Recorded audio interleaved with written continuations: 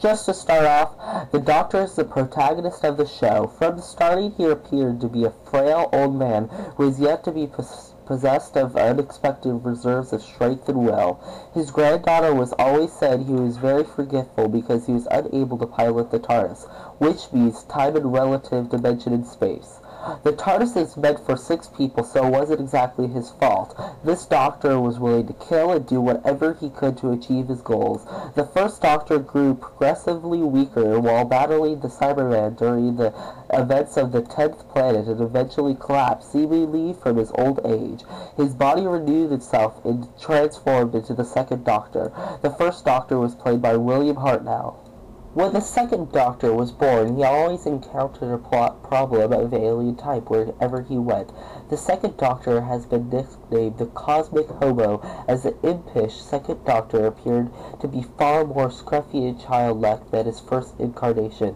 The second Doctor was played by Patrick Troughton, the one who played the Recorder, as most know him. The third Doctor was a suave, dapper, technologically oriented, authoritative man that practiced karate. He was a keen scientist. He maintained a laboratory at UNIT where he enjoyed working on gadgets and the TARDIS. In his spare time, he was fond of motoring, handling all manner of vehicles. His favorite car was a Canary vintage yellow roadster he nicknamed Bessie, a construct which featured such modifications as remote control, dramatically increased speed capabilities, and inertial dampers. He also maintained a hovercraft-like vessel that fans nicknamed the whovian. The Doctor had a personal manner of dress that is most orient of his various incarnations, favoring filled shirts. As you can see, as the Doctors go on, there is more information about them. This Doctor was played by John Pertwee, as the magician most know him by. In his new incarnation, the Doctor is eager to leave Earth in favor of exploration, thus drawing back from the continuous involvement with UNIT, what he held closely as with the third Doctor. He was also grown tired of working with the Time Lords. Despite attempts to avoid them altogether, the Time Lords continued to send him occasional missions. The fourth Doctor is one of the most unpredictable in terms of emotional depth, slightly more distant and alien than his previous incarnations. He was imposingly tall, with eyes that seemed to constantly boggle, a mass of curls for hair, and a prominently displayed teeth. The Doctor favors an outfit that usually consists of a shirt, waistcoat, cravat, trousers, and a frock coat. This Doctor was played by Tom Baker, the one with the scarf, as most know him. The fourth Doctor's reincarnation into the fifth was a problematic one, and nearly failed, the Doctor briefly taking on his personality aspects from his 4 previous incarnations after recovering in the fictional city Castrovola. He continued his travels there. The fifth Doctor was more vulnerable, sensitive, and reserved than his previous incarnations, and more reacted to situations rather than innating them. Frequently, he just made decisions by flipping a coin. The fifth Doctor had chosen more of a dress, which was a variation of a cricket's kit, and even seemed to carry a cricket ball in one of his pockets. This saved him from an adventure one time. He wore a cream-colored frock coat, striped trousers, plim-soled shoes, and an occasional pair of spectacles. The fifth Doctor was played by Peter Davison.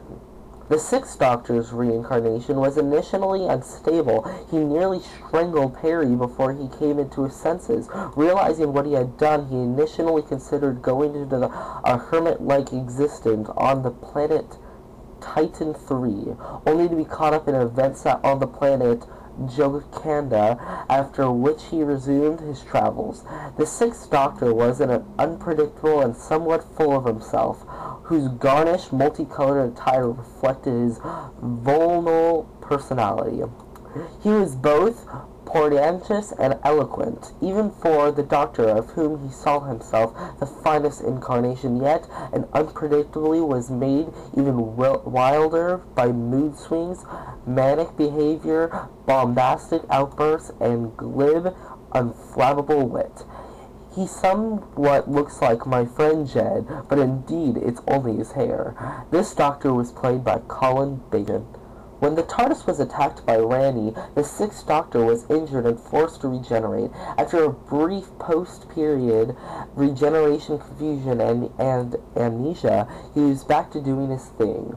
The Seventh Doctor has the most profound change in attitude of any of the Doctor's incarnations, beginning as someone bumbling to the extent of putting himself in danger, but not at the cost of his overall great intelligence.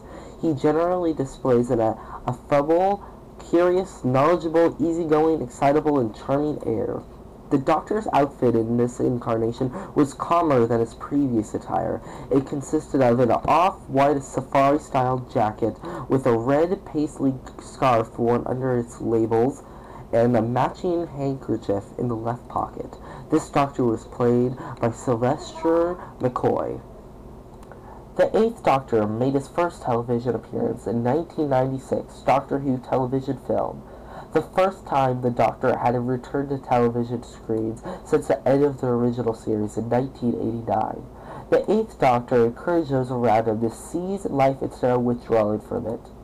He also seemed to enjoy giving people hints of their own features, probably to prompt them into making the right decisions.